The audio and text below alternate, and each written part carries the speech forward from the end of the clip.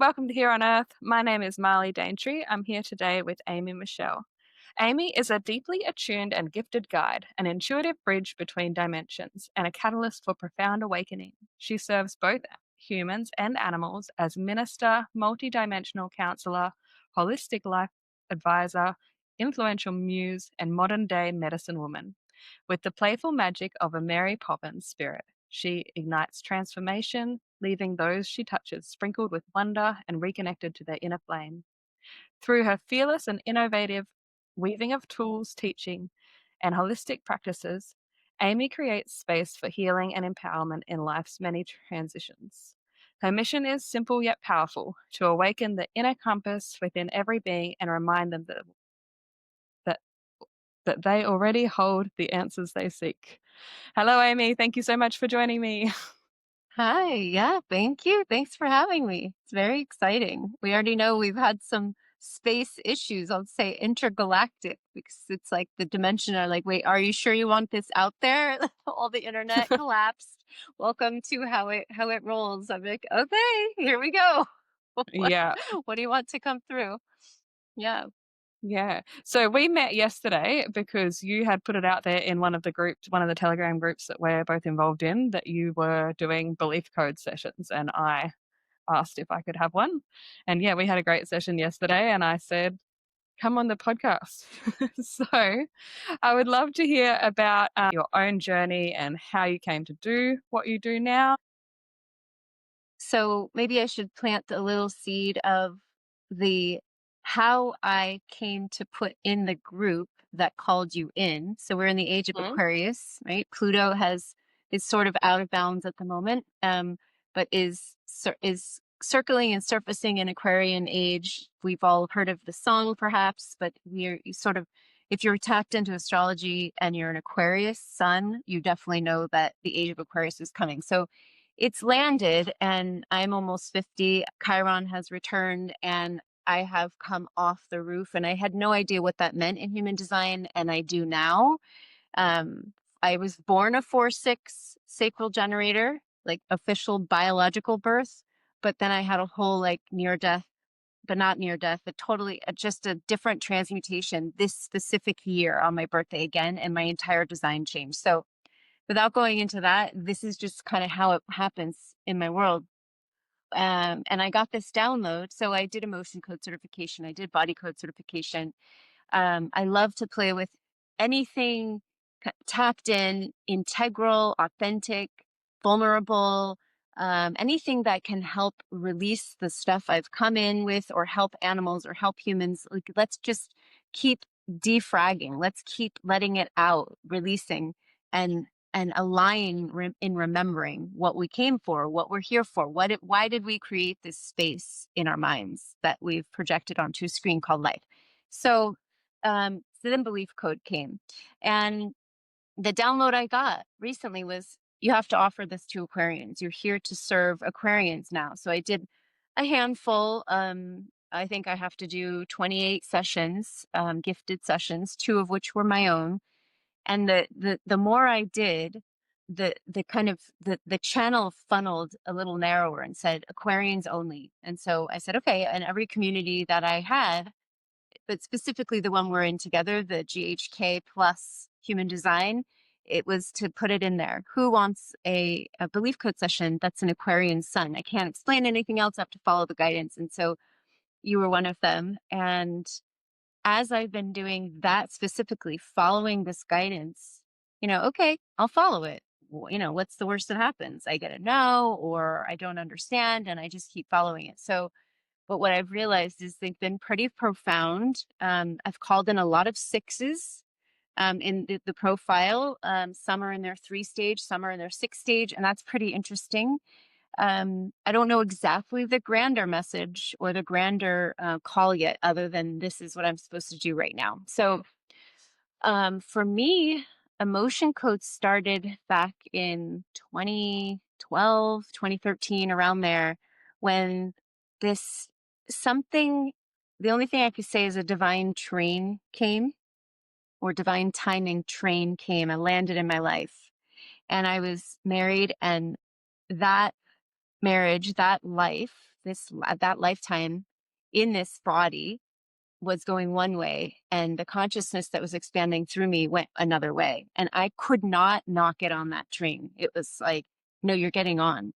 And the very first spark of energy work, of consciousness, directed in some form, was a theta healing class for animals. Um, and I had no idea what theta healing was at the time. It took over my my life, my consciousness. It was like, do this, complete it. It was 15 months. I got my master's in it. It was just, I couldn't get off the train. So one part of my life was derailing and another part was taking off.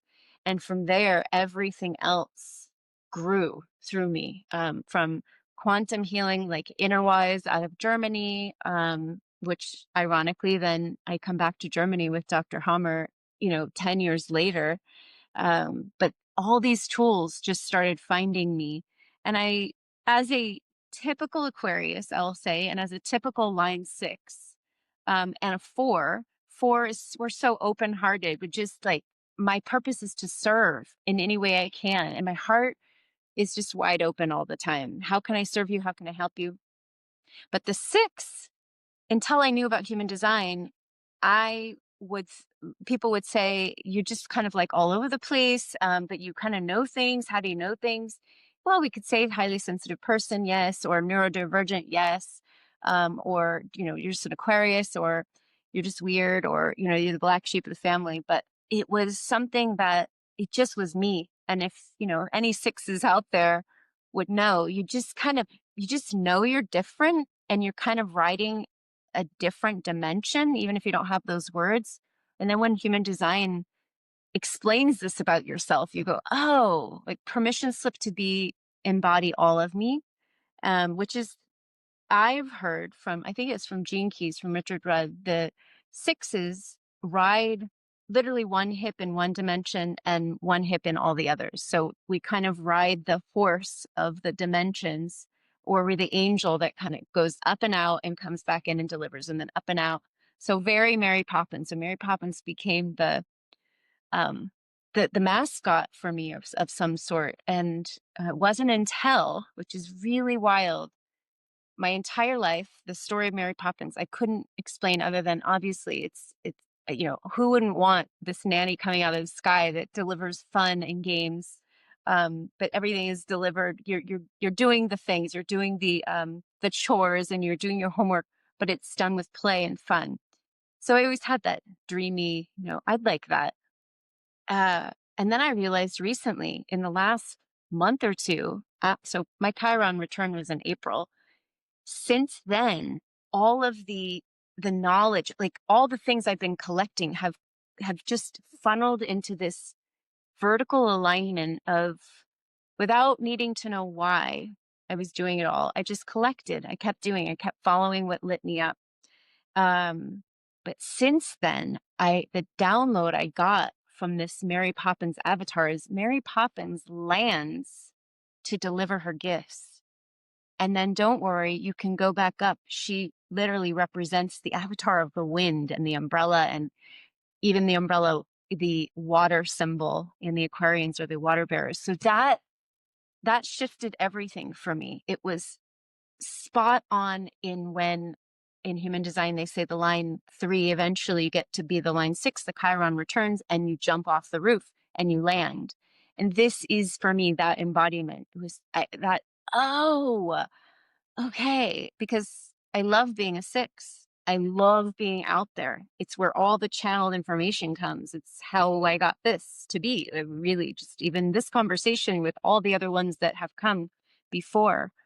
But understanding that I can't serve my Mary Poppins can't deliver her gifts if she doesn't close the umbrella and land for a bit of a time. So that just landed, pun intended. That literally just arrived 8 weeks ago, 9 weeks ago, when I was called to come back to human design again in a mastermind with Emma Dunwoody. And I've already done the mastermind. So it was kind of like, why am I doing this again? But as I said, I had this kind of rebirth, arrival, departure, my birthday this year. And I wanted to look at myself differently And the first class was everything for me. It was done. I was I don't even need the next 8 weeks live. I got the download. You have to land. You have to land now. And of course, the irony is, my whole life I've heard, you really need to ground. You really need to ground. And I would say, I don't know. I'm good. I'm good. Because also, when I learned about GNN, I realized I'm flying constellation and I don't know if I want to resolve that. I don't know if it's healthy for me to resolve that. I know how to use the benefit of it now. And also, I'm curious, what would it be to resolve a scare fright conflict, and not just one, but two. So anyway, it's what's been arriving. So anything that's kind of out there, I've played with it or I've facilitated it. So anyway, belief code came, and from emotion code to body code, it was at a time in my life where it just, the only way I can say it is that when things arrive in my awareness, I already know them, but I Mm. don't know how or where. And I go seeking, like, did you tell me about this? Did you tell me about this? And everyone's like, no, what are you talking about? It's like a seed sprouts in my consciousness and the fireworks go off and I'm off to the races with Alice, down the rabbit hole. But it's not in a distraction. It's full on embracing the cue, the external cue, to follow that until the thread is complete. And then I'd be left with, okay, now what? And so it went from emotion code to theta healing. I think emotion code came first. And back then I was kind of like, what is this swiping my magnetic field? It was like I was being geared up to do things, but I wasn't understanding. Some of them I embraced immediately. Some I just said, okay, I'll dabble with it. Um, but it went from emotion code to theta healing to inner wise to balance method. Um, what else? Body code came later. Belief code is one of the most recent ones, along with learning GHK. Again, someone said, "Do you know about GNN?" A very tapped in friend, and I said, "No, what is that?" And she's like, "I don't know, German New Medicine something." But I knew the code in my ear. It was like and it was on my right ear. And at the time, normal hormone status, right-handed female, that morsel hit my field and I was like off to the races. And from there, not only learning like what is this and having my own biological experiences of conflicts and resolutions, but also co-creating a course with Dr. Melissa Sell, out of nowhere. And then I realized, oh, this is the six. It's landing. You're here to serve the animals in helping animals communicate with their humans. What is going on with the animal is the mirror of the human, and they're here to help us resolve the conflicts. So that birthed, and it just keeps going. It's almost sped up in a way, where words are becoming more challenging to explain what's happening. And so I'm just kind of along for the ride now. Now I understand. Take me wherever you want me to go in full radical trust of how easy the flow is when I just let the river take me instead of, wait, what? Who told me this? Should I trust this? And I've been through all that too. It's part of being the line three for a long time.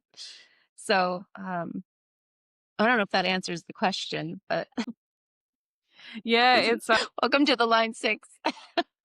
it's wonderful to hear from a older line 6 because I think, that I had a lot of questions. Yeah, it's really reassuring actually because I feel like, like the first 30 years of a line 6 is quite chaotic and it's like, where am I going? What am I doing? I'm just doing all these random things. Am I ever going to figure out who I am?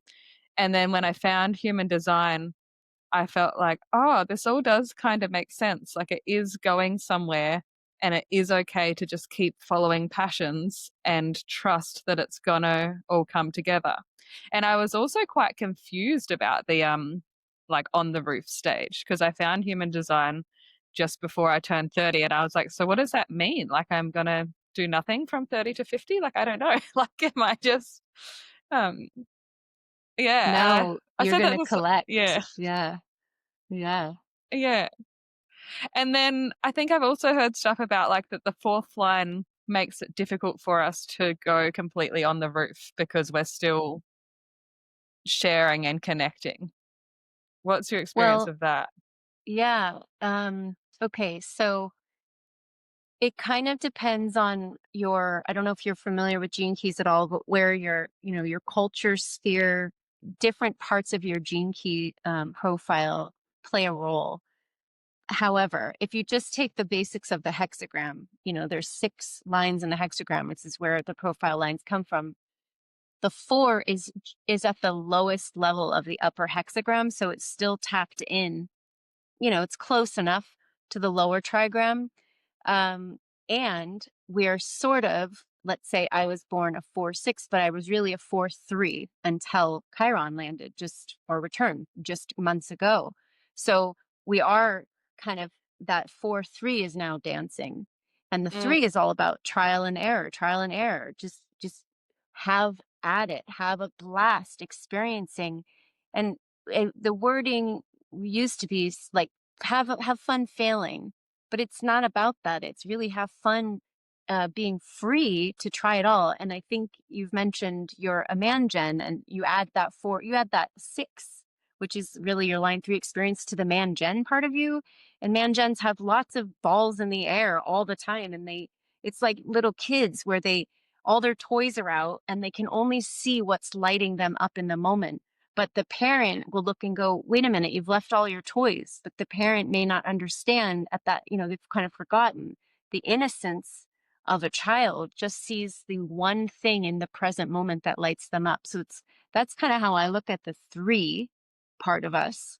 The 4, in my own experience, it's what keeps us grounded while we're flying, if you're a constellation, or if you're a 6, or if you're an Aquarius. And it helps, yeah, it helps us keep tied in. I mean, I believe we are all one, like one consciousness. So while that is true, and we also see fractals of differences in the mirror, we look different, but, you know, so we play in that realm. We look different. We're in the matrix, we're in duality. It keeps us tapped in to the one heart, and that pulse communicates. So if we're looking at a kite or a balloon, it's the tether that's full of love to keep us bound to what we love, which is up and out. And also, wait, we have something to deliver. And it's always going to come from the space of truth called love. So that's been my experience looking back on it now. But as going through life, I mean, I came to human design, I want to say 3 years ago at 47, 46, 47, I think. And I was desperate for, like, what am I doing? I've collected all these things. I don't know my purpose. I didn't know. I just, again, I knew about Gene Keys years ago. And I would read it and I'm like, oh my God, there's something trippy. Like I can't handle the consciousness that's expanding in my brain right now. But it was, yeah, years later when the time is right and divine, I show up. And that for me was permission to be yourself, because there's nothing wrong. There never has been. You're exactly as you are, as you've been designed by your mind, if you believe that, by creation, by love, by God, creator, source, whatever. It's perfect. That you can't get it wrong. Even if you think you got it wrong, you can't get it wrong. For me, to hear about myself in that way, sitting in the class, I was like one gasping moment after another. Oh my God. So, oh, wait. Oh, yeah, that is me. Oh, wait. Oh. And it gave me the freedom to say, okay, it's okay. I'm still going to feel through the process of things, through it. But my whole life was, you're too overwhelming. Your love overwhelms me. That heart, that line 4 takes some hits because we can't help but be. It's like a Care Bear. I don't know if you're familiar with Care Bears. It's definitely when I was young, these lovable bears, they just can't help it. And it's more like, no, you out there, you're not attuned to the frequency. You don't remember that this is who we are, but we're going to show you, and we're going to take the perceived hit of you're not ready for it, but we're going to take it on like there's something wrong with us, and there just isn't. And that's kind of Mm. what I got from all the comments of on the highest side of the comment, it would be, "You have such a big heart. You have like one of the biggest hearts and most generous hearts I have ever known." And the same person would say, "Your love overwhelms me. I can't take it." And it would always like, oh, like kill me. And also, what I realized the human experience of that line four is that for me, the addiction was love and codependency. And so I ended up in Codependence Anonymous, and love addicts to understand the sovereignty of each unique experience, and that line four, it's like, but I need to fix you through my love. I need you to know that you're love. This is part of my journey. But that's also part of the three is you have to, I have to have that experience. And now I laugh, which is, part of the way we resolve in Germany medicine. We can laugh at it. Like I laugh and go, wow, had I not known that, had I not had that experience without knowing that, then I wouldn't have like, I have now this well-rounded, oh, okay. Like I wouldn't have done it differently. I did it exactly as I was supposed to. And I don't question it anymore. In fact, the line four of me won't even let me question it. It's the line three of me that was always kind of questioning. But I I learned through loving others, through giving generously to, yes, at times to depletion energetically, but I still wouldn't change it. I wouldn't change any of the experiences. I love them. It's who we are. It's how, how we experience the whole uh, energetic aura of our beingness. Um, and my favorite part of human design is the cross, the incarnation cross, which is, the top and bottom, the earth and sun of each side, the conscious and unconscious. That also was a huge permission slip outside of profiles and types. It was, you don't have to do anything. All you have to do is follow what lights you up, regardless of the type. And when you show up, your soul, your role is being performed. So whether you're going to a coffee shop or whether you're going to a sports game or whether you're hanging out with your friends or going to a job or you're on call, that the aura precedes us. And I just get to show up and kind of watch the show. When I learned Mm. that and I started to decode, like, oh, my first cross is the cross of the unexpected. W- It defined me to a T because you can't see her coming and your mind is blown. And also, people are rattled by it when they're not ready for it. And my four, like my heart had to like take the hit. But then when I understood, I just say, okay, but there's nothing wrong with what happened because we both dance. I get what you're offering and you get what I'm offering. And then the human has to decide, how are you going to judge this, or you're not going to judge it? Will you just receive it in the space that has been, offered to hold it? So um it, it's it's really magnificent to just have a, not to contain or box in, because I felt that also where, and maybe that's the real six, kind of landing. Don't box me in. Don't put a type on me. Don't put a profile on me. It's fun to dance in. And then the spirit and soul was like, don't hold yourself there. Don't attach to that either. Play with it, use it for your benefit for the journey, and then expand more, expand more, expand more. So Mm. yeah. Yeah, I had an astrology teacher tell me once, like, if you're ever using astrology to limit yourself, you're using it wrong. Like, you should always be looking at the expansion, not at the limits of what you are Yeah. seeing. But yeah, human design is such a paradigm shift, I think, because I think we have so many ideas about like, oh, this is the way, or like, this is how you should diet, or this is how you should sleep, or this is how you should live. And then human design shows us like everyone is really different and every little thing about you is actually the way it's supposed to be. Like, I think that was one for me. I was like, oh, all these things that I thought were like my faults are actually in my human design. So they're actually part of who I am. They're not like bad habits. They're like me. And Yeah. yeah, such a permission slip. And I guess, and totally the same with German New Medicine as well, that, you know, that all of our behaviors have biological meaning. And I think when I found the flying constellation, that was when I think like when I first found German New Medicine, I'm looking at like learninggnm.com and reading all the constellations. And when I found the Flyers constellation, that was like the most positive or something. That was when I was like, oh, I'll accept all the rest because now I get these amazing psychic gifts. So everything's worth it. Like, Yeah. but yeah, and it Yeah, puts who a doesn't real, want to be a flyer? yeah. Yeah. And same, I remember the first time that my son had flying dreams, I was like, oh no, like, is he, um, like I've already scared him. He's already like, he's already shocked.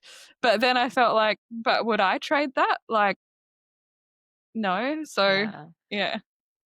Yeah. Yeah.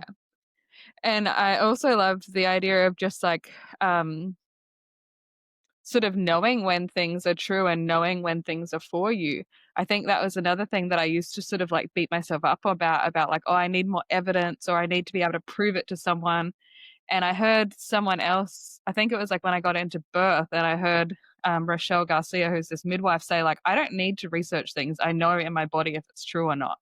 And I was like, oh, Mm. really? You can just do that? Like, you can just believe what you want to believe in and you don't have to prove it or. There's there's a new tool that just dropped in, and I don't know if I'm going to explore it just yet, but it's something that I recognize and in me, and it's called access consciousness. I don't know if you've ever heard of it. It's been around since 1975. So the question was asked of me, basically,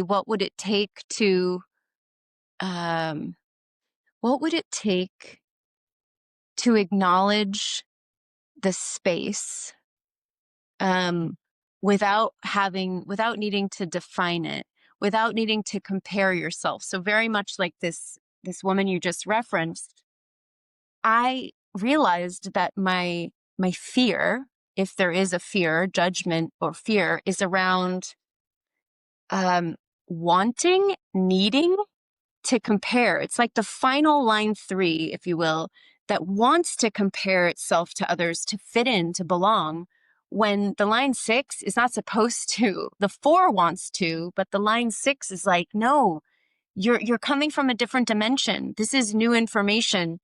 In this time space reality, you're a pioneer. You're not supposed to compare yourself. And that was the part that um, really got me. It was, oh, okay. I'm really out there on the cutting edge. Now, I think I've danced in it, aware of it, but embodying it and embracing it very much like that, bear down concept. Bear down. This baby is coming. Your body knows exactly what to do. Get out of your head. And for me, in this case, it's the vessel knows what to do to birth this consciousness through you. Stop thinking about it. There Mm, is no one else like you. There's no one going to say the same thing, or it's not going to come through them the same way. You don't have to worry about being the only one. Like, how did this, how did the earth come to be? There were a group of pioneers, and it's kind of like the Aquarian age, it hit, and all of a sudden I said, oh my God, imagine creating an art gallery that's all quantum healing tools. It's virtual, you can't see it, but you can feel it. And you're so far, the only one, or I think I'm the only one that knows what it is that is coming. And I'm the only one curating this gallery. And I'm like, is this safe? Can I do this? So I love that especially because of you bringing in birth. It's, I am birthing something, you are birthing something, we are birthing something. And this concept of bear down, even the concept, of course, that is reference to animals, this bear, it's find that energy within that is not here, that can hold the space, be the container for what's birthing. So I truly appreciate and get that, understand that now, in the last 24 hours. Oh, okay. Okay. Stop questioning it. The only questions that are allowed are the ones that are expansive. Like, what would it take to acknowledge and allow the space to move through you? What would it take to allow and acknowledge this consciousness that is coming in the form of a baby to come out, to come through the vessel effortlessly and easily? Mm, I'm not in charge. So, but that's the part where the fear in the mind goes, wait, what? I'm not in charge? No, you're not in charge. Isn't that great? You have freedom to just relax. Kind of like, we don't have to do anything. The aura speaks on our behalf in the incarnation cross. So I love that. It's spot on and attuned to really where everyone, I think, if you're tapped in, this is where we are. It's jumping off a cliff in our mm, minds. And just knowing, I mean, the eagles throw their babies, they push their babies out of the nest when they're done, when they know it's time, you have to fly. So that was the question asked of me. Do you know that analogy? I said, yeah, I do. I'm a flying constellation. Of course I know about being up high. And well, yes, but are your wings out? Have you allowed your wings to expand so that you can fly to land?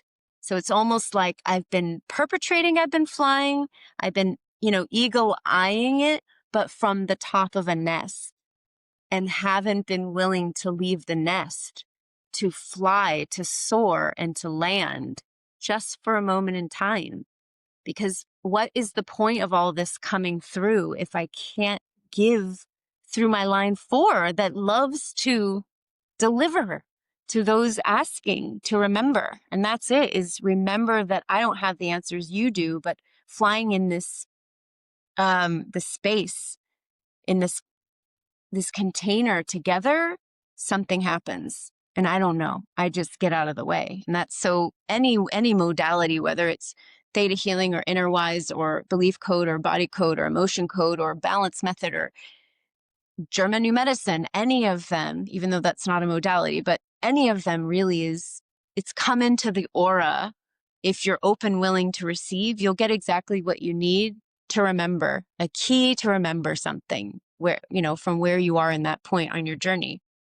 So, mm. yeah, Yeah, it's and a I think wild ride. yeah, and I think it's so different than, like, I guess, like, sort of traditional schooling and going to university, and it's this constant idea that you are in competition with everyone around you, and that, like, how well they do impacts what opportunities you do or don't have. And I think, again, for me, like, it was a combination of sort of, like, birth and learning about human design and this whole idea of, like, no, like, we all have separate fractals, and, like, and the way that someone says something is gonna be different than the way that someone else says something, so there's always gonna be people that resonate with you, and there's always gonna be people that wanna hear it from you specifically, and that you have a message that no one else can share. And I think we see this with German New Medicine as well. I know that, like, there's so many people out there now speaking about German New Medicine, but there's one person that'll say something one way, and I'm like, oh, I finally get it. I understand that's what all those other people were trying to tell me, but I couldn't get it then. All right. Welcome back, Amy. We got cut off. The internet kicked us off the other day, so we're trying again. We were just saying that we can't quite remember where we're up to, but I wanted to ask you, I'd love you to share more about your work with animals. Absolutely. Which is perfect timing because it's what keeps coming back around. It's where I started long, long ago. I left corporate accounting to work with animals, and I thought I was crazy. And the whole time, no, we're going on, oh gosh, 13 years of learning and listening and all the things, dancing with them, getting on all fours. They're the gurus that I bow to. Specifically dogs, but all animals. I've worked with so many of them in different ways. But that, yes, it's what they want. We're here. um, to learn from them, to be able to, it's one of the ways to remember who we are, the truth of who we are through them. So, one of the ways that I have listened over the years, one of the ways that they want us to remember our truth is through looking at them. Okay. So, I was drawn to German New Medicine, and I started off in, I got this hit, this sound morsel, literal sound morsel in my right hand dominant ingoing morsel in my ear. The code hit me. What's GNM? A friend mentioned it. And that led to everywhere I go, no matter whether it's motion code, body code, belief code, we're going to talk about it, or theta healing or GNM. I always ask about animals. Since my healing career, or my career as a healing facilitator, or my career just in the alternative healing arts, always the question is, what about the animals? What about the animals? What about the animals? And at the time, it was a very limited question. It was sort of like, what can I do for them? And of course, I didn't step into this field completely yet because they had to teach me, no, we don't need your healing. We need you to translate what we're communicating so that you can help us heal our human companions. Mm. So so I showed up in a class with Dr. Melissa Sell, who was hosting it at the time. And the very first day, the first question somebody asked was, I wonder if there was somebody that could do this for animals. And I felt this, oh my God, I think it's me. But I was very new to German New Medicine at the time. And I was kind of like, I don't know. The human in me was like, I don't know. But all the animals were like, yes, yes, yes, this is the beginning. So I, on a whim, reached out to Melissa and said, I think I'm the person. And, can we get on call and have a chat? And that led to a course, which led to live experiences. And what is it about? It's called Anna Mirror. If I And look in the mirror, hmm? and just for our audience, I don't know if I've actually stated it before, but German New Medicine applies to animals and to plants. Like it's the same rules, pretty much. Is that Yes. right? Yeah. Yes, they're pretty much the guides. If we follow nature and nature's biological laws, then we live in harmony with nature, with animals, with the biology of nature that is within us, the quintessence. The fifth biological is there's a reason for everything. There's a symphony happening within us from the mind to the body. The mind is where everything is sort of like the commander, the controller. Something happens and the body adapts to keep the mind at peace in any way possible that it can adapt. So yes, it has been applied to animals as an animal companions. But what I realized was they don't actually need that. The fastest way is if we watch them on the screen. So Anna Mirror is how that came to us. If we take an animal, or an animal has some kind of symptom going on, emotional, physical, mental, it doesn't matter. They're exhibiting a behavior, then we look into it. We have a couple of lenses. The first lens is, okay, what is happening biologically? What conflict do we think this adaptation, not think, but know, here is the symptom, the old language. This is the adaptation. Oh, okay. So then we go back to this is a whatever conflict, indigestible morsel or hearing constellation, or so the animal is showing us what they are expressing.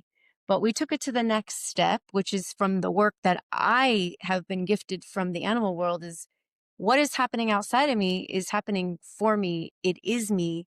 My choice creates the screen. I literally am a camera and I project it out of the camera onto the screen, which looks like an animal. So they have been teaching me, I will resolve if you resolve. I'm here to show you, to empower you through asking and answering within you. So we don't necessarily have to go outside anymore. You have this option to not only live biologically, follow my lead, and also if you're seeing something in me, on me, around me. Oh, this one has fleas. This one has ticks. This one has, is a cough. Then we go through the first lens of, okay, let's look at this from Germanische Heilkunde. Let's look at this through GNM. What would this be? What's happening? What is this animal showing me? And then everyone says, well, what should I do? And I say, well, let's go the next step. So we take the avatar of our animal and we walk over the Animere Bridge and we say, show us what this is about for me. What are you showing me about me? Now, sometimes it's quite literal. So in the case of ticks and fleas, well, I don't have ticks and fleas on me. So what do you mean exactly? Well, what are ticks and fleas? They could be a fourth biological. They could be something that they could be parts of the microbe community, even though they're not exactly that, but they have shown up that way where they come to clean up something. They come at the end of like during the resolution, or they can be animeres themselves. So it's an anomere on an anomere. So a flea and tick is a live living being also that could be considered, oh, well, this anomere came to this anomere. So it's sort of like a barnacle on a whale. There's double communication happening. What's the flea and tick saying? What's the animal saying that they're on? And then what is this about for me? So it takes a big leap in I'm willing to see this differently. First, meaning I'm seeing something that my dog is expressing or my cat is expressing, showing me, and I don't know what to do.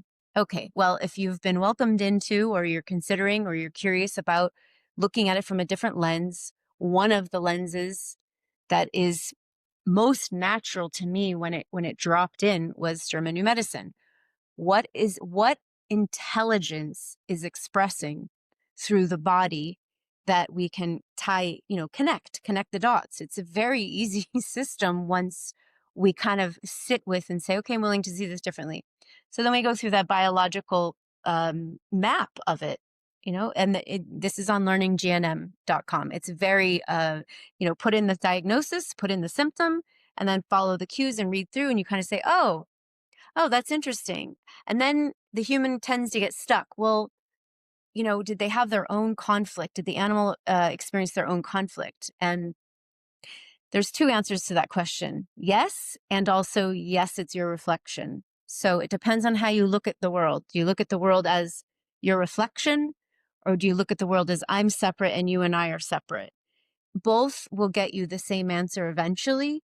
The fast track is everything outside of me is a version of me expressing to me in the mirror, literally looking in the mirror, what I'm ready to release or what I'm ready to face. Or maybe I just need to look at it for a while and let it be in a hanging healing.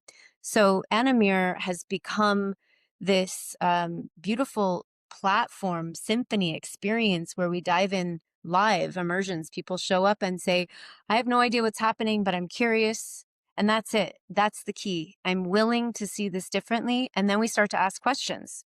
And one of the things we do play with in the immersions, in the Animare experiences, is emotion code, because I'm trained in emotion code, body code, and I'm almost finished getting the belief code certification. And so, okay, what is emotion code?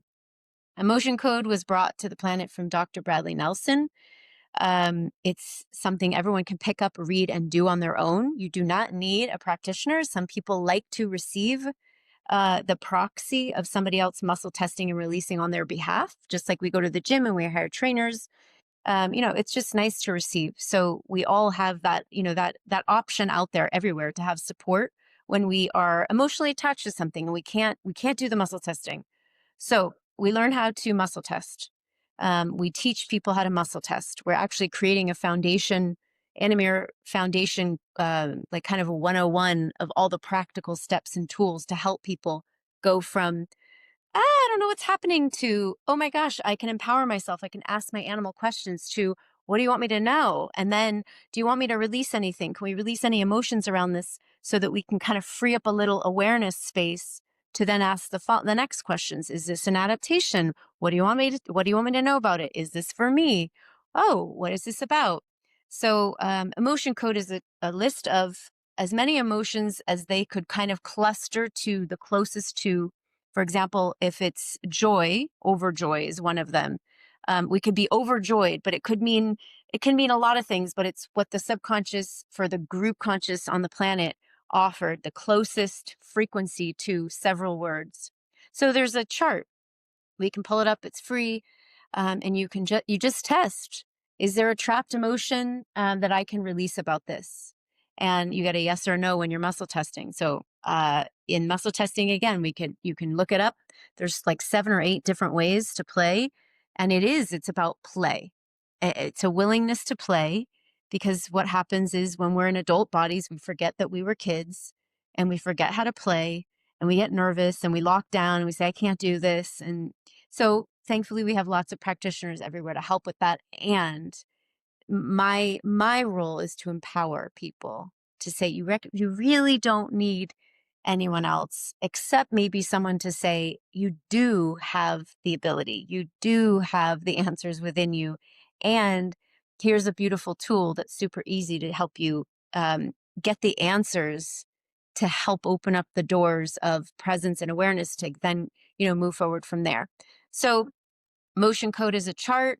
What does it mean? It means when I was 5 or 7 or 8 or 12 or 17, somewhere through my life, prenatal, preconception, inherited, um, or I created it in this body in this lifetime, or I shared an experience at the same exact time, the same exact emotion, in the same exact way. So, for example, 9/11, several people, many people experienced the same event the same way, the same time, watched something the same way, and they shared it. They trapped an emotion that they couldn't process in that moment.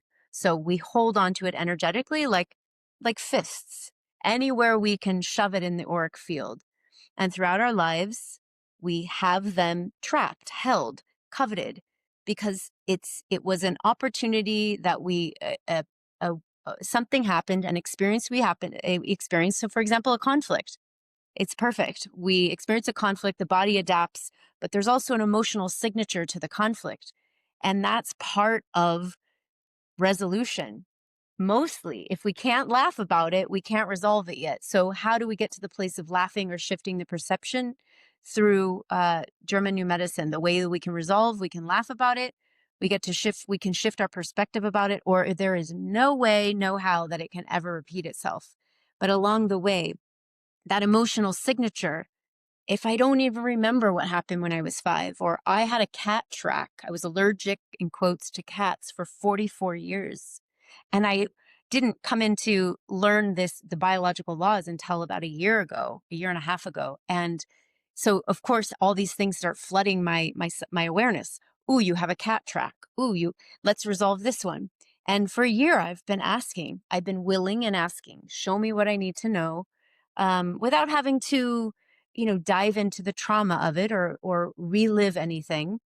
It's very kind of light. Okay, I'm ready when my subconscious is ready. So what could I do? I could go in and say, are there any trapped emotions around whatever this track is, or this topic? Doesn't even have to be in the German New Medicine lens. It's just I'm experiencing something. I don't know what it is. There's this recurring pattern of anxiety every time I go to XYZ, to the store or get on a plane. Are there any trapped emotions? Yes. Oh, okay, great. Well, what is it? And so we muscle test. Is it in one column or another? The chart's very simple. There's 6 rows and 2 columns. Is it in column A? Is it in row 1, row 3, row 5? And you're taught this in emotion code in the book. Dr. Nelson makes it very easy to be able to self-facilitate. So you test, do I have yes or no? Where is it?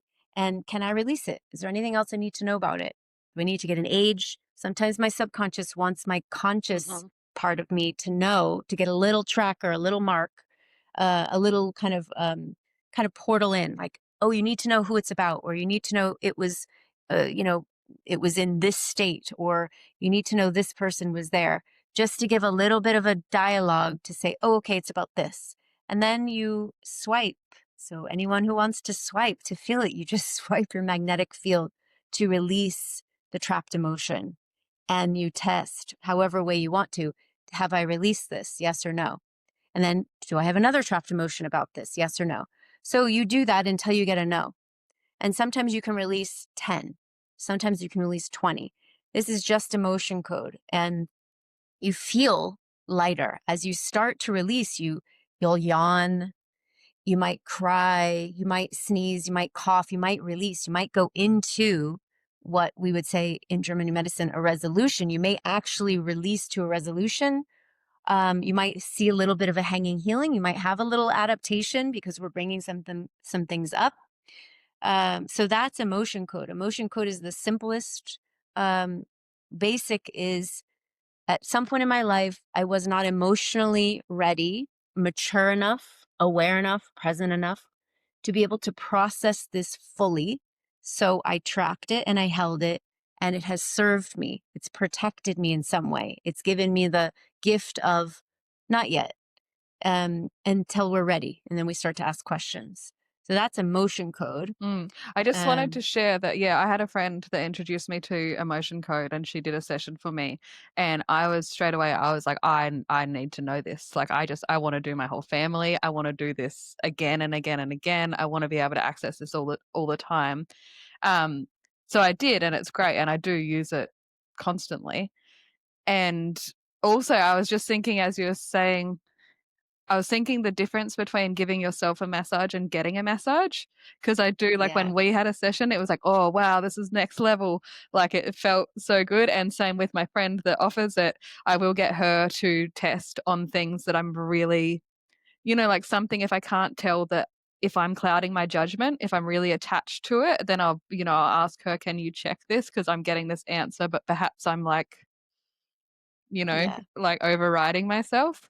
And also I was yeah. just thinking the stuff you were saying about animals, that it's so similar to children. Like, again, this has been so useful for my own children because it's like children can't always tell you how they feel about things. So you can use muscle testing to be like, what is the emotion that they're experiencing?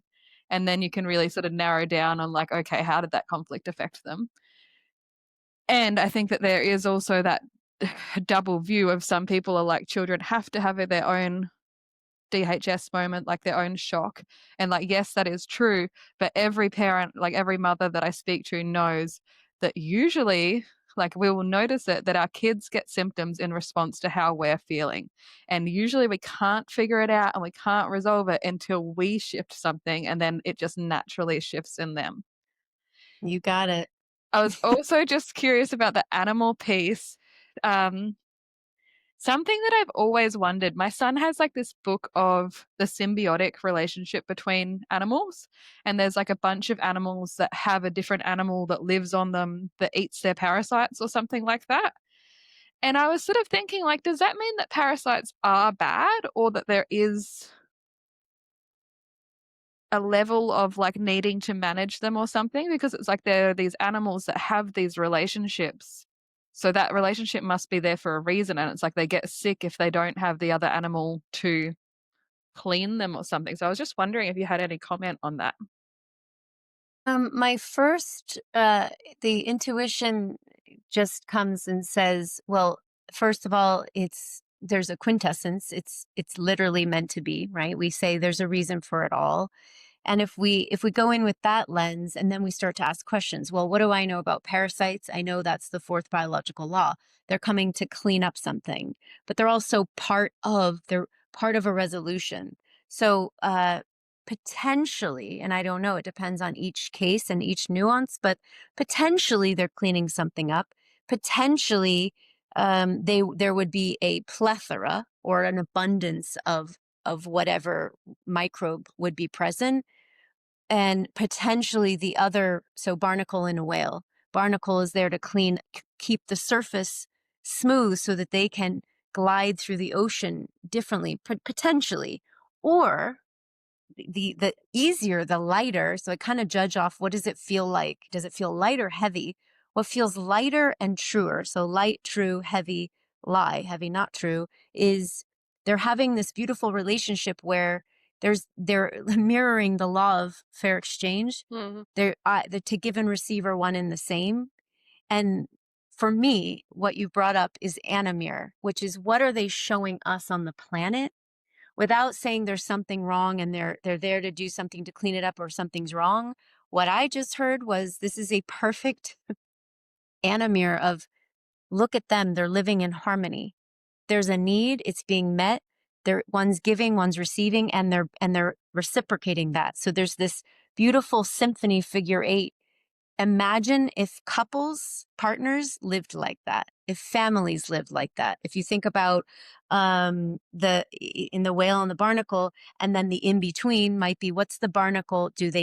There's a need that's being met by the barnacle, there's a need that's being met by the whale, and then the in between are the microbes, and then of course the ocean, the element. There's a beautiful natural flow to the relationship, and so that's how I'm immediately, I heard, okay, wait, this is exactly kind of what we do in Animeres. What is this reflecting to me? Instead of, wait, is there, why does my dog have all these ticks? Or why does this whale have all these barnacles? Should I do something about it? What is this about for me? Well, uh, we might say, okay, we look through the lens of the quintessence, and so we know that this is natural, it's beautiful, and they're reflecting something. Does Is there a distress here, or is there a harmony?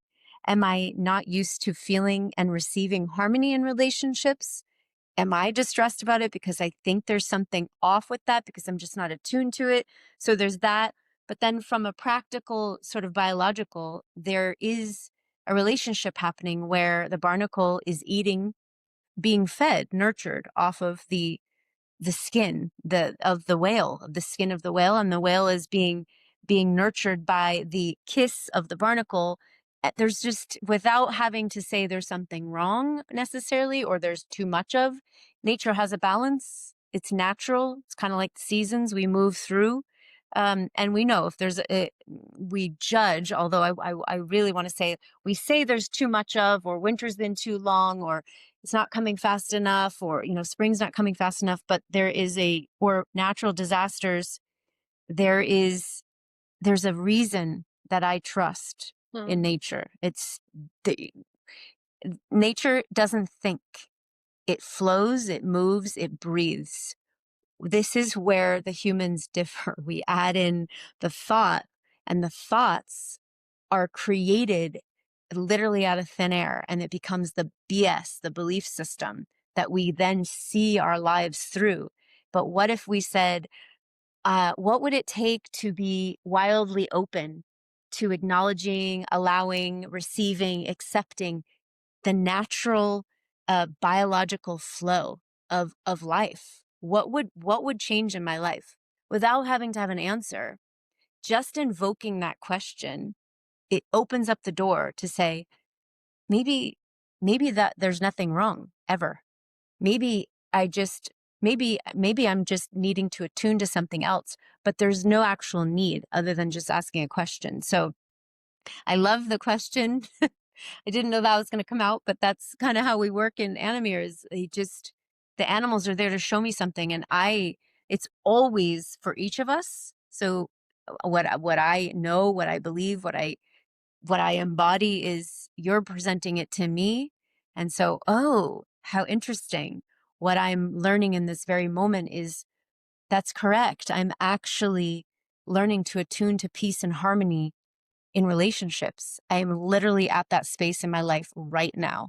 And so, even just as an example, as a not real, we're not doing, we don't have an animal presenting itself, but the question is offering, oh, how interesting. This is the lens that I used to see it through. And now I see it. Oh, they're presenting me something. This is the, if you will, future. This is the option that you can choose if you want to. It can be symbiotic. Imagine our globe, our world, if we lived like that. It would be completely different. We'd remember we were abundant and there's plenty of everything, and there'd be no need to compete. We would know. We would be bartering as humans. You have something I need, I have something you need, and there's just this beautiful symphony. We are returning there. Anima is the next phase of our evolution. We are returning there. It's why all of these practices with GNM, I mean, it's been around since 1975, but the awareness is popping, expanding into, what is it like to live like nature? Can we go back to rooting our feet or living off the land? We've gone so far in another direction. Not bad, just we're returning. Naturally, the compass inside of us is literally shifting us back to remembering. So that's animals are part of this. Animals, nature, um, are saying, if you just follow my lead, instead of taking the dog's leash and saying, come here, the dog's saying, no, come here. Let me lead instead of you leading, because we've led for too long and we've gone astray and we're all sort of needing rescue. And for the first time ever, they're rescuing us instead of the other way around. If we let them, it's coming. They will show us. They are that unconditional love is another mirror. Anyone who's ever had specifically a dog, because it's the easiest, but any animal companion, they unconditionally love, where humans haven't expressed that capacity. Maybe with children and mothers, but even that, eventually we have our moments where inside, we judge it or we think about it, or there are no conditions, there's no boundaries, there's natural laws that are in symphony. But the dogs, you leave for 5 seconds and you come back and they're like, where have you been? I love you, I'll do everything for Mm, you. And mm. we don't get that throughout our lives I've as I've children or yeah, I've thought parents. a lot about getting my children a pet so that they can experience that. Because people say that it's like, there's no one else that you will get unconditional love from, because everyone else, we've just got all of our bullshit. We'll be in a bad mood, we'll be overthinking, we'll be judging. Like, pets are the only thing that offers that continuous love. Yeah. Yeah. Yeah. Well, it's what's funny is they they show us who we are. We are that in essence. We are only love. I mean, it's like to say only in quotes. That is who we are. They come in to say, "Look, it's you," Mm, and then they'll layer on the things that we're willing and ready to see, to get to remember, to release what we no longer need. So in walks, um, for example, body code and belief code, the next layers of what Dr. Bradley Nelson offered. Body code then gets into, okay, so trapped emotions somewhere in the body, and also different lifetimes. And I mean, it's crazy what comes up. I've worked with people where they're like, let's say they're 31 now, but I've tested through their subconscious, they have a trapped emotion from 10 years coming. But time is not linear, and I don't question it. I say, okay, I know your brain may not receive this in the moment, but something is happening in you could say, a different timeline. It's happening 13 years from now. Do you want to hang on to it, or can we release it now? Because your subconscious is giving us that option. So it gets a little it gets a little fun and a little wacky, but I trust the system. I trust the system of you when that I'm proxying. I become the proxy. I'm the vessel. I muscle test. So when we go into body code, now it's not just the physical body, it's the energy body, it's the chakra system, it's, do I need any nutritional advice from my subconscious? Am I lacking a supplement? Do I need an essential oil? Do I have curses? Do I have entities? um, I have a great example from one of my own dog pack. I have a dachshund named Charles, who stopped walking out of nowhere. This is pre-Animir, so this is just straight up emotion code, body code. And I looked at him and I was like, what the hell? And dachshunds are known for, and this is still a judgment and limitation, but I'm going to throw out just like the human experiences here. They're known for IVDD, disc disease. And they're known for, be careful with their backs because, it's expensive surgery and sometimes you have to put them down and all the things. Okay. So I've had dachshunds before in my life and I thought, this is not my reality, but I need to offer you some assistance. And of course, human mom, not just practitioner mom. So human mom goes, ah, he's not walking. And I get all emotional and I freak out and I go to a holistic practitioner. And then there was this moment in time where she said, oh, he's going to need X, Y, and Z. Even a holistic practitioner said, and it was holistic vet, he's going to need a cortisone shot and la, la, la. And I was like, hold on. Hold on. Even before knowing the biological laws. I said, no, no, no, no. And so I went back home and here comes the like bear down. Like, wait a minute, you have another role you play. You play the role of a facilitator.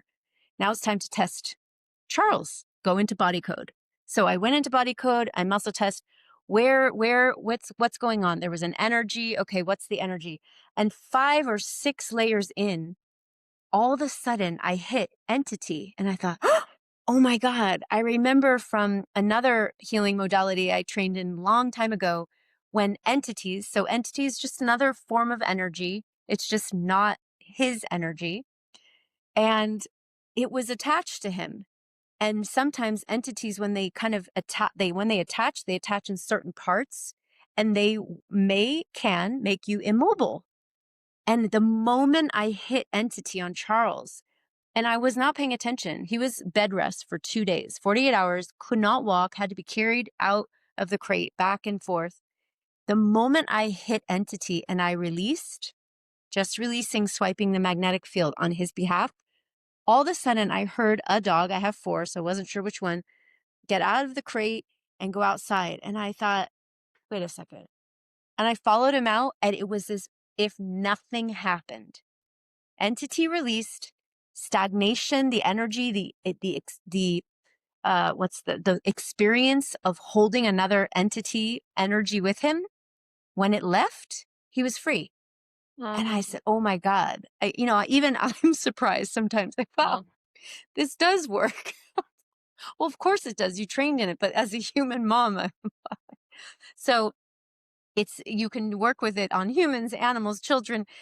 Again, it's just releasing energy ties to things. So instead of trapped emotions, it's trapped entity or trapped physical trauma or trapped pathogens. Even if there's a lot of nuances of things, but maybe there's a consciousness of, let me think, a mental image from a trauma that I had when I was 5, and my subconscious guides me there, or Charles, or any of the dogs, or any of the animals.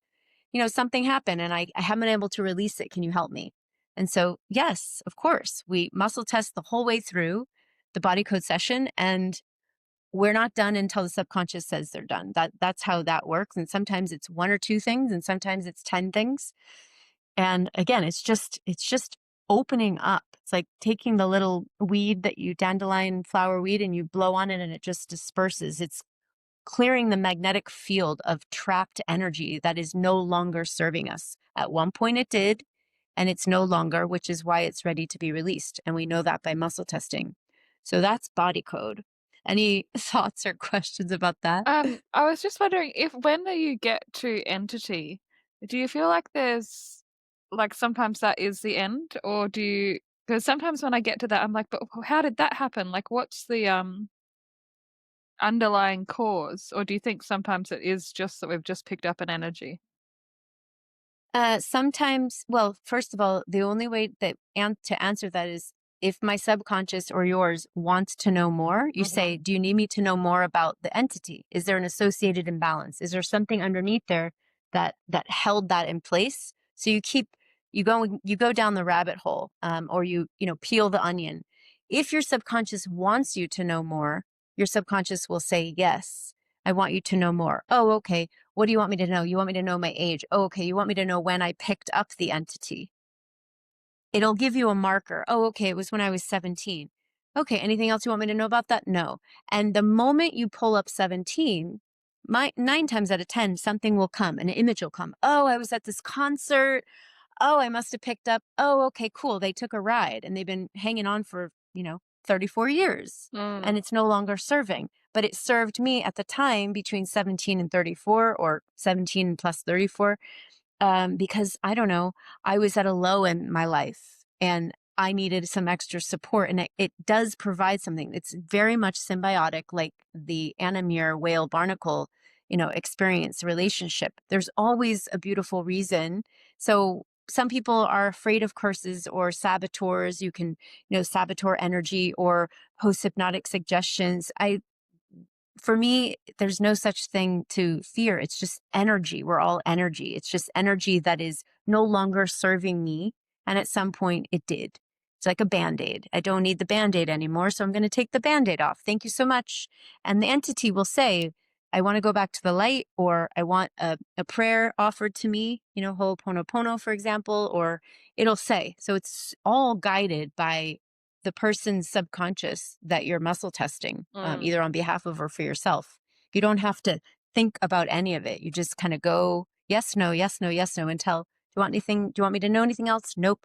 Are we done with this session? Yes. That's it. I love that. Thank you so much, because I have felt afraid when I've like come to an entity and I've been like, oh no, like there's something Yeah. here. Yeah. I was But if also you knew the entity was an animal that passed over and it was an animal that you were, it was your mm, childhood best friend, you wouldn't fear it. It's mm, just, again, the mind has put some judgments about what is an entity, but it's just energy. It's just another ball of energy that is, hanging on. It's kind of like saying, yeah, I don't need the extra barnacle right now. Like, we're good. The mm, family's complete. Thank you. And thank you so much for your service. I always say this. And we even in recall healing, which is a leg of or segment of or a spawn of German New Medicine, there's a beautiful poem, but it's essentially thank you so much for your service. That's it. Gratitude will lift everything, and I'm sure there's another place for you. I need the space that you've held for me now. I'm mm. willing to have more of me or less of this relationship. So yeah, Yeah, I that's love body that so code. much. I wanted to also just sort of like admit, because I don't know whether anyone else will relate to this, but yeah, so when I first heard about emotion code, heard about body code, and I was like, wow, this is amazing.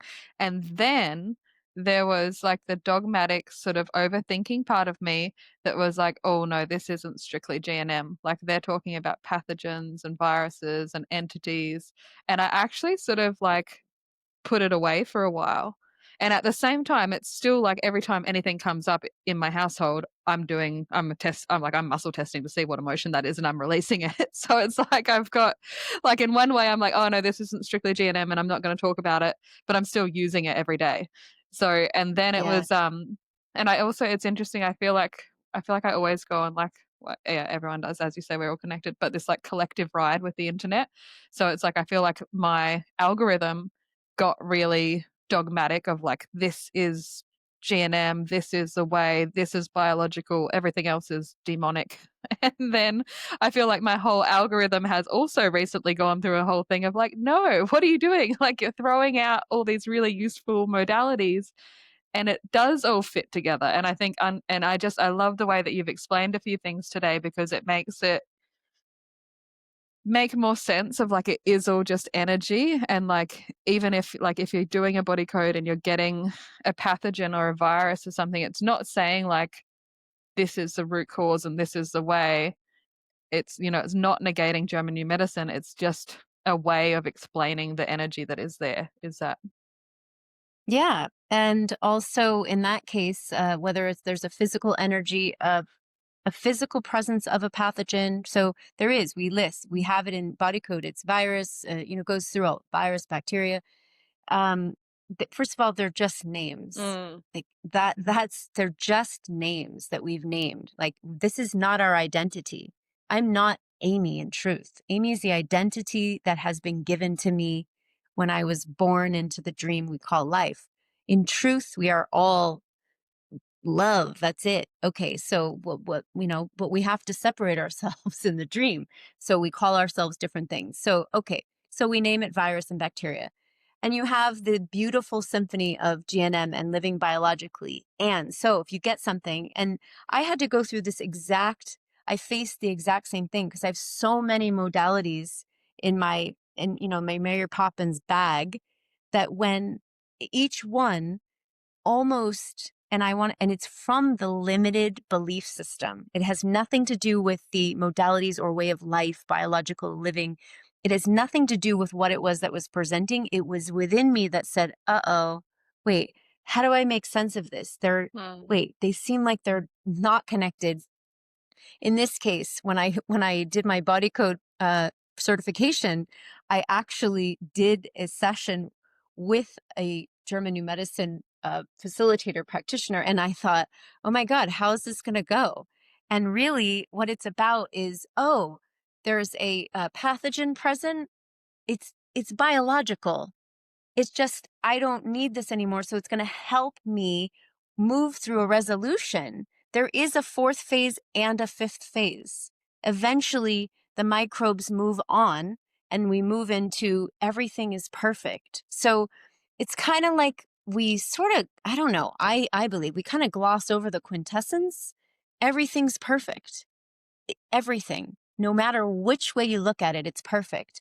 So if the path of peace to get to a resolution in our mind that resolves through the body is body code, emotion code, belief code, going to a vet, going to a doctor, it's whatever's going to give you the path of peace as you embody what you feel is truth for you. And I went from completely Western, being vaxxed up as a kid, my parents didn't know about this, to choosing at 13 to be a vegan, to choosing to cut out all the whatever, then choosing to leave corporate to work with animals, I mean, it just kept spiraling.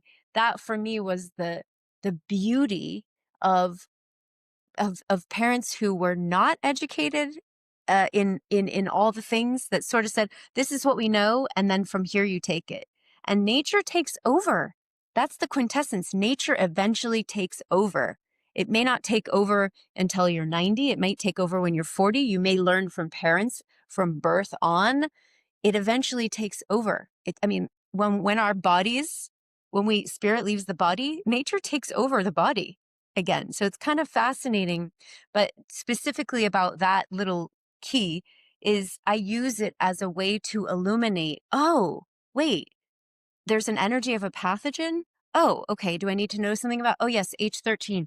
Oh, wait a minute. So I still have an energy, which means in theory, I have a hanging healing emotionally. And emotions play a huge role in German medicine. That's kind of how it starts. It's an emotional conflict that the body adapts to. So, oh, I still have an energy there. Am I ready to clean this up? And then I may actually have an adaptation as that energy leaves. It's kind of saying, well, I didn't know what to do with this. And now I don't need it anymore. It's helping. In my opinion, it's helping us resolve gently, or just another way to help us resolve, not necessarily needing to go through through the mental dialogue or track on the calendar in our minds. Like, I don't know where this is from. I can't remember.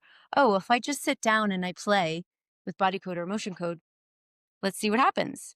Instead of like, there's an energy of a virus still. Well, what's great about about the essence, the truth of GNM is you don't have to fear any of it. It's like, oh, okay, great. So when is this from? Is it now, or is it just an energy of it still? Mm. Um, from a bigger kind of a different standpoint, everything is here to help us in our lives. Everything. There's a quintessence of life, of all of it. So whatever way we're going to open up awareness, whatever portal, whatever key is going to give us the next, like, it's all about, like, when kids are like, oh my God, look at this. And you're like, yeah, I've seen that 12 times, but that's what it is to them. It's miraculous. It's magic. It's innocence. It's that everything we play with will give us another dose of that until we remember, oh, it's sort of like we're shedding the layers in our mind of all the things we've collected, all the masks, all the constrictions, all the thoughts, and in walks belief code. How many beliefs have I collected? The string of beliefs that have created this sort of mental image of a tree on a one topic. So I haven't tried yet, but that would be kind of fun. We could take in a conflict that we have a hanging healing and see, is there a belief system attached to this hanging healing? I guarantee it is specifically with thoughts about illness. Mhm. Oh, well, I was taught illness is I'm sick, or I don't know how to recover. I don't know how to move through a resolution. I don't know how to do this. This is all new. Is there a belief system attached to that? Probably, because my entire lineage believed in illness. And so I have to let that go. So here comes belief code to help just literally illuminate the beliefs and then just let them go. It's as easy as swiping the magnetic field. I'm done. The way I know I'm done is because I've been willing to sit, muscle test, illuminate, call them forward with my subconscious and let them go. It's like that easy. The hardest part is saying I'm willing. I'm willing to just hear it, feel it, uh, illuminate it on in my awareness. Oh crap, I have trapped. Oh shit, I have an entity. Oh crap. Instead of just, okay, great. Because if I see it, then I'm ready. It's done. Awareness is curative. That's what I learned long ago. If I'm aware of it, it's not here anymore. It can't Mm, be. It's the freedom to go, to release, to embody something bigger, more expansive. mm. So I don't know if does that answer that a little or Yeah, no, I love it give so enough. much. What it also makes me think of is conversations I have with people when they say like, "Oh, I know what my conflict is." And I think it's like I think maybe I heard like Stephen, Melissa's partner, say this, like, "If you think you know, but the symptom's still there, then you don't know." Like, Right. it's, you know, we Yeah. wanna say, "Oh, I know what it's about," but it's like if you're still in it, then maybe not. Like, Yeah. yeah. Absolutely. I learned something recently specifically about in that kind of arena of um, when we know we attach. Mm, A knowing is an attachment. A being is a completely different energy. Knowing keeps me safe. If I don't know and I'm willing to be open to just being in the beingness and let it drop in, let it remind me from within. It's a completely different energy. It's very, very open and the answers come faster. But I know, I mean, I'm a recovering know it all my whole life. I know it and I have to prove it because it meant something to me if I didn't know it. mm, But now it's been completely reversed. Is It's humbling humility to be say, I don't know. It's Buddhic. I'm a beginner. Every single day I'm a beginner. I'm willing to know, to remember, to be open, to acknowledge that there is something that I have forgotten and because I don't think we're learning, I think we're remembering. There's a lot that I've forgotten and I want to remember. So let me get out of the way. What part of me is getting out of the way? The one with the name Amy, the identity part. That if I said I wasn't Amy, then who would I be? I would have no reference point, but it's still limited. It's saying, but wait, if I'm infinite, then I don't understand what I'm seeing. How did I get here? And then the questions get bigger. But okay, what if I just don't need to know? And what if by not knowing, I come to remember everything? So that has opened up a lot of space. Kind of like, a mom, you have no idea what's happening. I mean, we know we've been taught biologically what's happening. We've heard chemically in chemistry what happens, how do we create, but what's actually happening? Okay, well, we have images now that can show us there's an image of a being, but what's happening? What magic and mystery and who's taking care of this being? mm, Well, yes, the mother and the vessel, but really, because we know there's so many stories of people who have had all kinds of circumstances happen and the babies just arrive mm, and everything's perfect. How? Because all of these circumstances happened. Because we're not in charge. We don't know everything. And that is the glory of, well, I wanted more of that instead of saying I know. Wayne Dyer had a great quibble back long ago that said moms and dads, they get pregnant and they say, okay, we don't know exactly what's happening and we read all the books but like we said, there's something happening. Okay, the body's growing and I see images on the screen and I can feel kicking and maybe burping and but yet for 9 months or however long it is, they're very well cared for by some magical force of creation, how they even came to be. And then he says the baby comes and the parents go, we got this. And God says, okay, mm, have fun, never leaving our side, but we're allowed to have our own experiences. Mm. We have that the free will of choice. So it's just kind of a funny thing that always stuck with me. Like, yeah, you think you know it all. Okay, wonderful, but you're limiting yourself by saying, I know. Rather say, I have no idea. And I don't want to know, because if I don't want to know, then I claim I'm not lacking in knowing, I've and it'll just come. I've done a lot of muscle testing on am I having a boy or am I having a girl or am I having twins or am I not? And I get no clear answers. I've asked other people to muscle test for me and they don't get an answer. And I think I like, and it's like, I don't know, like I almost think it's like, what's that thing? Like the cat in the box and the cat is alive and dead at the same time until you look.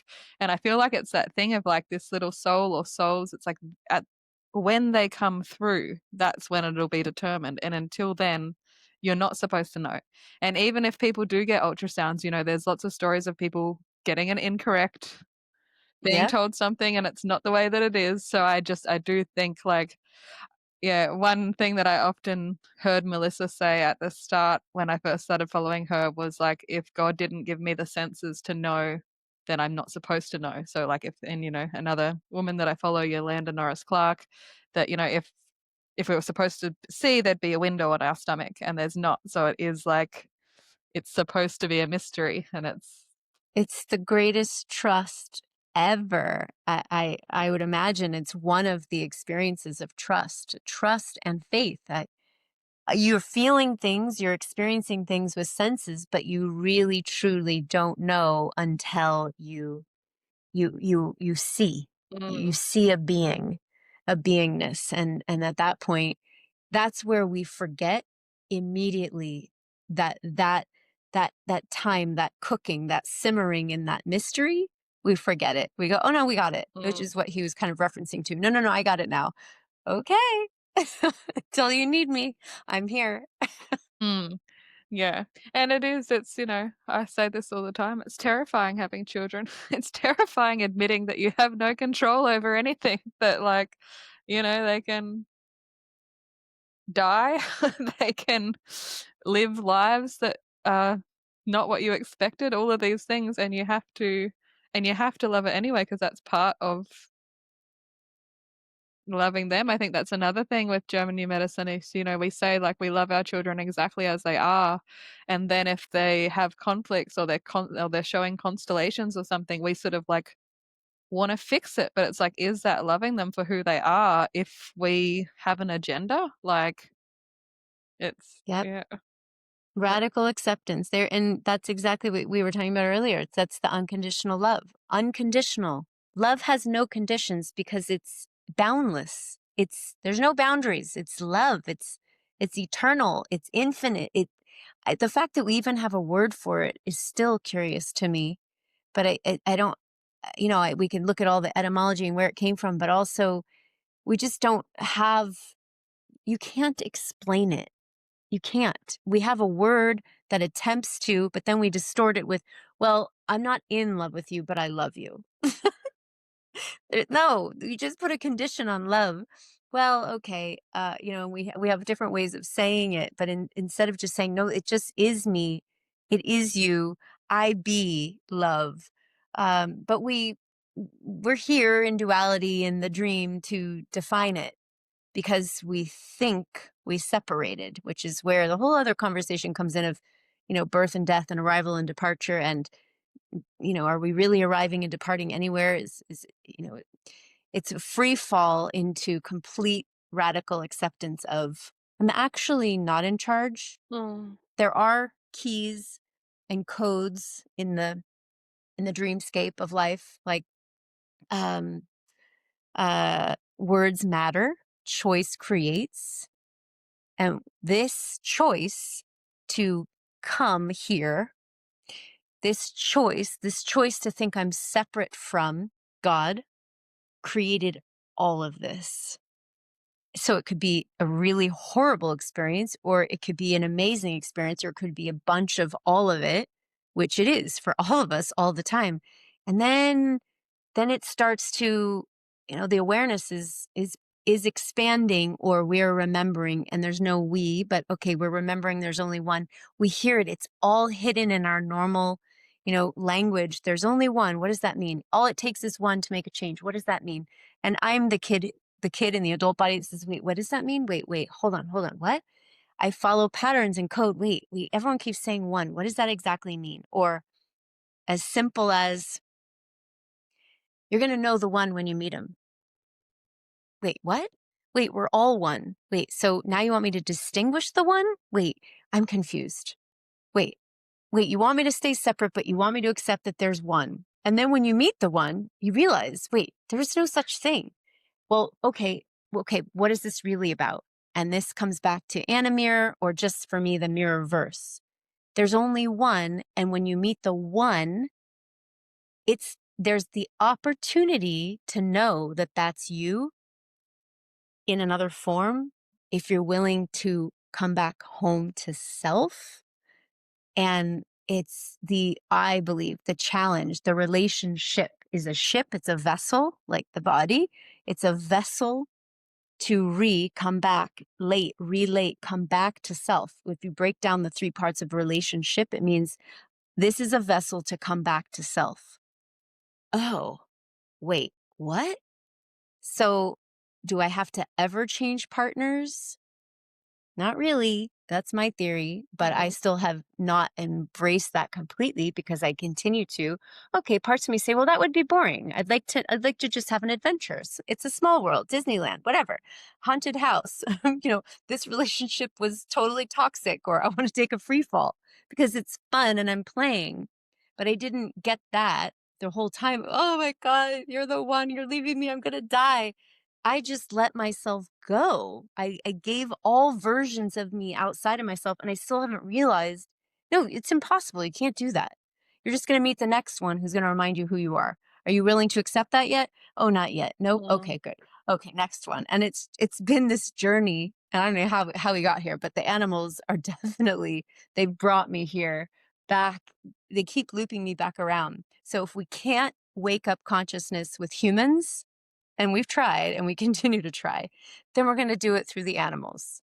Animals, we will almost do anything for, more than anything else. The amount of money we spend on animals, the amount of things we buy animals, the willingness is so much more abundant. And I think it's because that avatar shows us the unconditional. There are no conditions. They will literally be abused to show us what we are doing to ourselves. It's a grandiose willingness of, I'm willing to show you how far you've left yourself, and with love, because it's not really happening in truth.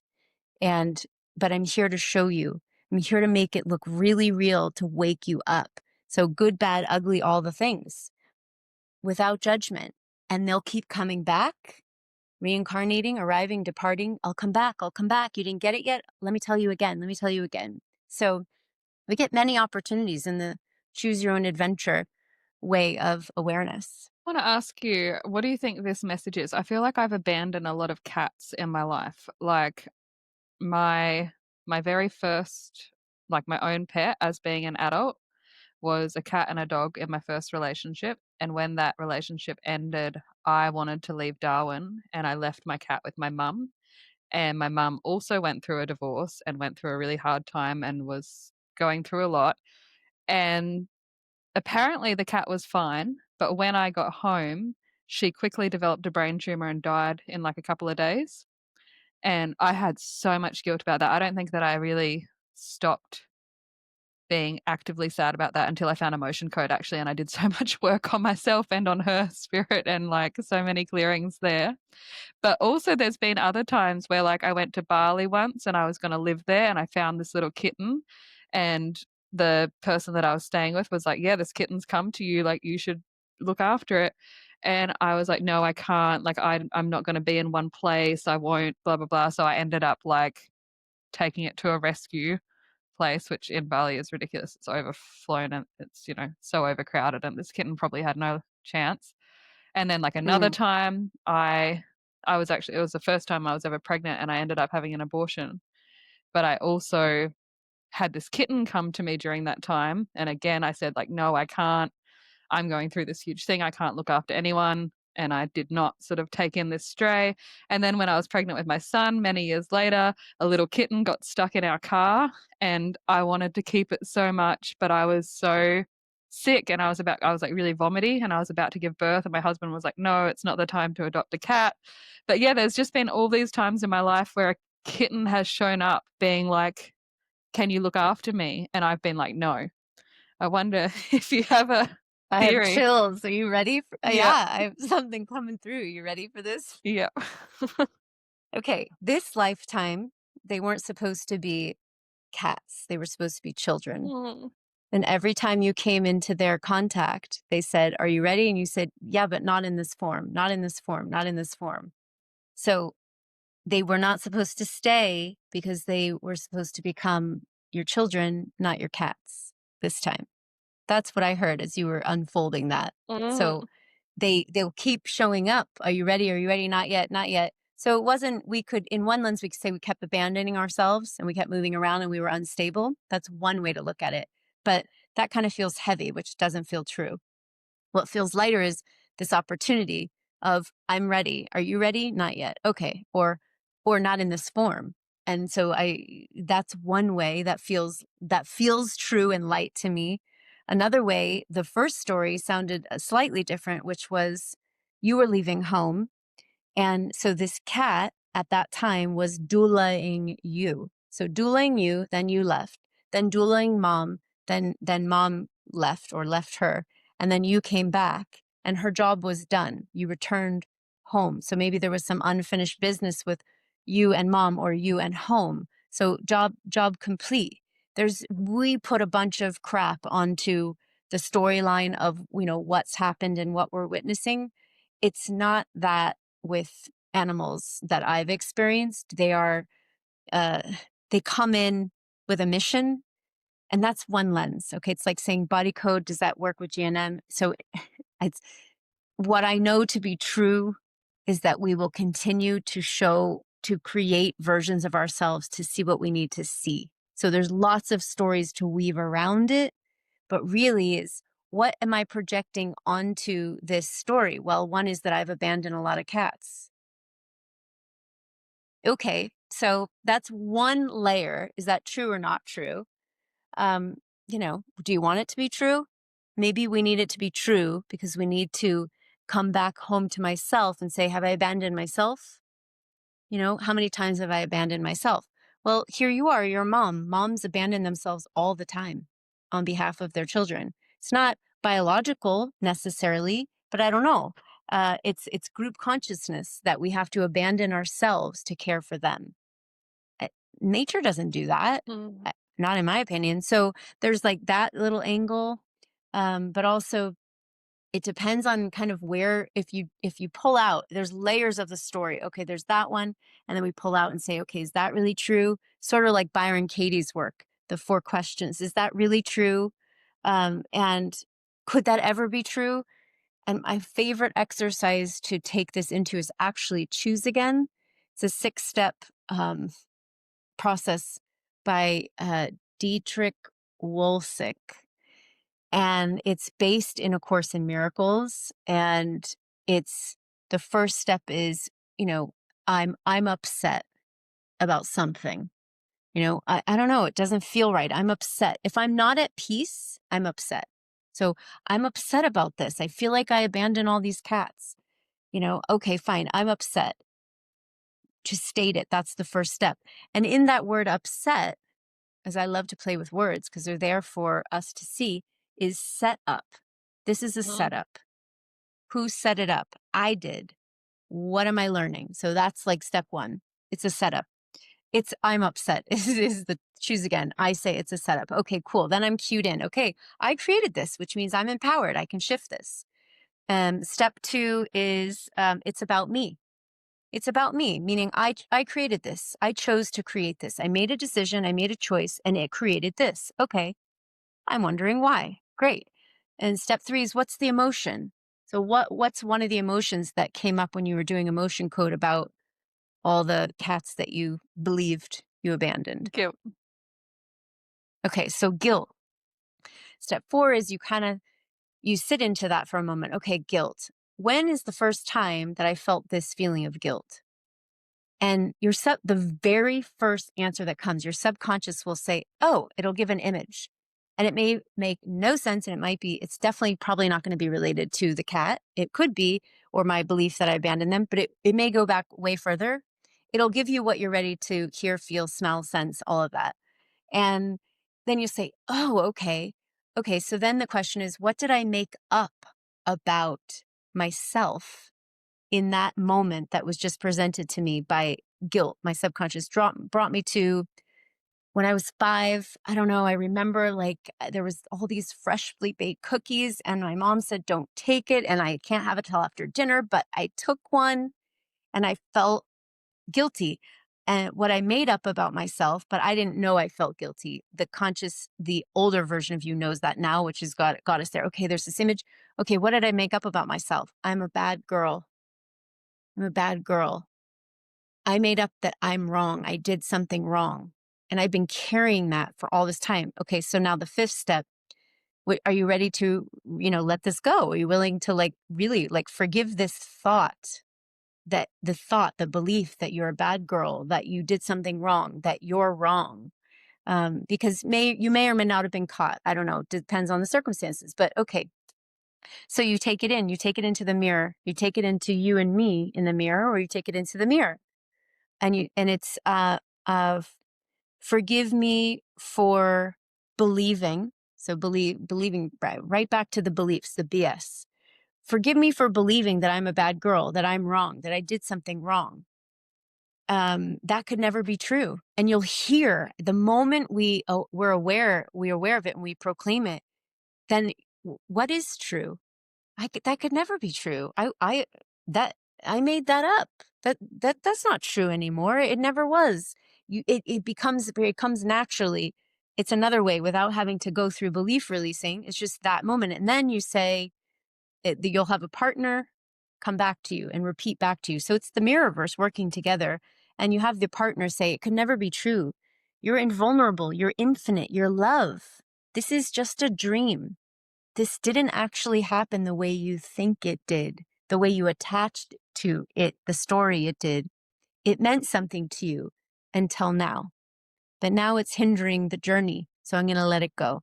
And then the last part of it, step 6, is it's forgive me for forgetting that I am infinite, that I'm eternal, that I'm love, that could never happen, that I'm brilliant, that I'm meant to be at peace at all times, and whatever comes through, it channels through, and it's free, it's easy. You can find it online. It's another way to alleviate the stories we put around it all. You know, Mm, um, thank that's you. another lens. Yeah, I'm sitting in front of a mirror, so I looked in the mirror and repeated as you were saying, and I could sort of see my good. I could sort of see my eyes, like, I don't know, get less serious and more happy. So thank you so much. You're welcome.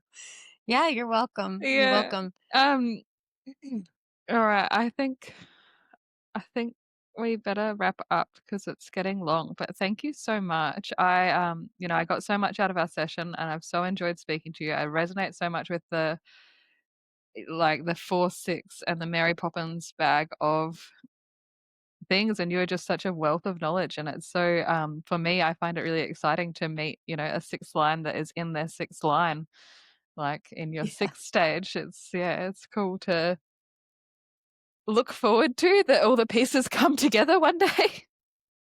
they do. And we never stop playing. Just so you know, from the future 6 to the current 3, we never stop playing. It's just, I think, a permission slip granted to you now. Mm, It's sort of like the fairy godmother comes in and says, you don't need to wait until you embody a line 6. That's also a lie. mhm, Yes, it's a system that we're playing into, and we give our permission slip to receive who we are and how we were designed, but it's still a box. You don't have to wait to play. And if I had that, said to me even just 3 years ago, or my whole life, you're all over the place. Great, keep playing. mm, Do whatever lights you up. Stop thinking about it. You can be a line 6 today. You don't have to wait to be a line 6. You know what I mean? yeah. So This is it, your permission slip. You're a mom, you're about to birth new life on the planet. It's this is a permission slip to play. Rest, sleep, Mm, be like the animals in nature and let it all. I mean, what do they do with their cubs? The lions, they play. mm, They don't care about there's someone that's going to provide. It's this, again, it's another leap of faith of, well, now they're here, now what? Well, guess what? They were carried the whole way. What if we just said, okay, we're cared for. That's it. Period. We're cared for. Always, forever, done. If we went into life like that, our only job is to play. If it gets too serious, it's not true. Something, hold on, something's attached. Not an entity, a thought pattern has attached itself and it's become real, but it's just a movie. No thanks. It gives a little bit of, yeah, but it looks real. Yeah, but it's not. How do I know? Because it keeps changing. mm, Kind of like where biology, that's how we know symptoms aren't real and they're adaptations because not everyone is experiencing it. That's how I know it's not real. So if it's real, there's only really one truth. Truth is is love. It can't change. We try to put masks on it, but it doesn't. So um play, play, play. Everyone out there play. You can be Mary Poppins all day, every day. Thank you so much. She has structure and she comes with all of her toys. Things still get done because that's what the mind says. Well, but I won't get anything done. Oh Mm, no, she gets a shit ton done. So do the kids and they have a blast doing it. So there's always a container. It's a fun container. It doesn't have to be, the 9 to 5 or whatever it is. No, but if you're going to do that, have fun doing it instead of crap. I hate my life and I'm going to wait until I'm and I did. Chiron return. Oh shit, I can finally jump off and have fun. Crazy. So I'm giving me the me and you. Oh my God, let's have fun. Cause I like forgot at that age. I was so mm, serious. I had to get the degree and la la la. And then everything I earned got thrown out the window. Like educated up the wazoo, corporate, da la la. No, none of that matters. None of that mattered. It gave me invitations and permissions maybe to learn new things, but no, no, no, no, no. I stripped it all away and said, what do I need to know? Because all that education said I know everything. And where was I left? Very limited. Yeah, very mm. limited. You throw me in nature and I freak out. What? I don't even know how to get home. Wait, because you don't know how to attune to nature? I was lost in the woods like a week ago for 3 hours, but I wasn't lost. I was literally frolicking. I was like, oh my God, there's a path. All you have to do is follow it. But all these things are, yes, this is what it's like to defrag all of the sensory limitations that you have. I'm going to be, someone's going to come and grab me and I'm going to be eaten by a bear. I'm just so, no, honey, tune in, strip your clothes off, roll around in the dirt, just return to your essence. Oh, So anyway. funny. I don't know why I'm getting really strong deja vu for that time I did spend in Bali. I don't know. Yeah, it feels like like a Mm, conversation I had in a cafe once. But yeah, I can imagine us there now. But yeah. cool. Um yeah, and it is interesting all the education stuff. Like, I don't know, that was something that I thought about a lot when I found German New Medicine of like that, like it's not biological to be so educated. And I've thought about this Uh, a bit with my son sometimes that it's like when he was first born, I had this idea of like, oh, he'll be a gifted child because like I did well in school, so that's what he'll be like. And then sort of realizing like, no, actually, if I let him live biologically, he might have no interest in higher education and all these things. Like, yeah, it's an interesting sort of paradigm shift to see what it yeah. means to live biologically. Yeah. It means a ton, it means he will be tapped into higher consciousness, not higher education. Mm, Higher consciousness is not education. It's opening to I mean, if the one thing you helped remind him of, and not that he needs it, it's just sort of like if we reminded ourselves in the young versions that we just sit and play and we rest and we receive, that we sit, by a brook and we listen to the water that the water will tell us what's next, what's flowing next, instead of, no, I got this. it's, that's it. There's so many people on the planet, so many experiences of people who were never educated and are the ones who, I mean, the, the phones we use, no college education, Mhm. tapped in, meditation, downloads, higher consciousness. Well, they're going to need this. Okay, no problem. No one judges him. We're all using it. Mhm. That's it. Tapped into the essence, the intelligence, the higher consciousness, not natural intelligence, but it's innate intelligence, and we all have it. Mhm. But education is a system, and it makes a ton of money. And so, you know, we're shifting, it's happening, and it has served us, and now it's shifting. It's not bad. It's just, and I was part of it, but it's shifting. We're evolving. I mean, the telepathy tapes, those children have the courage to share. Oh no, we're in here and this is what's going on, and okay, you're finally ready for us. And it has nothing to do with institutions of education. So it has to do with the willingness of the beloved children and parents who are involved to say, there's something happening here. We're tapping into something that is scary for us because we're living in a limited viewpoint of where we have come from. But so did our ancestors and predecessors in the biology, of the ancestors of what, where we came from and where we are now. I mean, we're not out hunting and with, the batons anymore. Now we have factories and systems to get, but that's not serving us anymore again. We're going back to nature. So it's just to sit and receive. And it doesn't take hours. It's 1 minute. And it's like the code is I'm willing. I'm willing to see this differently. I'm willing to perceive this differently. I'm willing. I'm willing. I'm willing. What am I willing? I'm willing the consciousness that is all without anything else. Doesn't even have to have a name.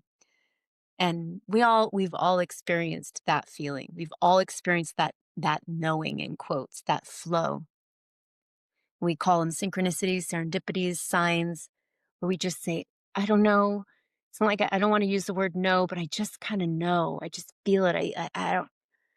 And then we test ourselves because that's different than our families. And then we stand out and then we don't belong. And then biologically, I don't fit in my pack. Now what? Well, part of us has to evolve and we're going to bring everyone with us. And in the process, we learn to have conversations with the subconscious, the limited part that's like, I'm getting kicked out of the tribe and now I'm having a biological adaptation. Is that really true? Can we shift this perception? Can we laugh about it? Did this really happen? Or did I create it by a choice at some point? So there's so many ways to play. I mean, as you can see, Mary Poppins is very alive. Yeah. Again, thank you Anyway. so much. How do people find you and work with you? Oh my gosh. So we have animere.com, which Melissa and I co-created together. We have Animere Podcast, and Animere Podcast has its own Instagram handle. And then personally, I have I stay off grid as much as possible, to be honest. I like word of mouth. So this is perfect. If you need to find me, just email me at Amy at the House of Zen, HAUSOFZEN.com.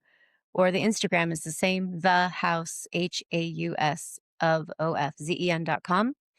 And one of those places will give you my cell phone number. That's how I roll. It's that easy. It's if you're meant to and we're meant to flow, we meet and we go from there. It's kind of like the witch in the woods and this tree, if you're attuned to nature, we'll find each other by the tree. Alright. Thank you. Oh, that's it. You're welcome. Thank you. Alright. Thank you for listening to Here on Earth. I hope today's conversation gave you something to think about. If you enjoyed this episode, please share it with a friend or leave a review. You can find me on Instagram at hereonearth_podcast. Until next time, I hope you enjoy your time here on Earth.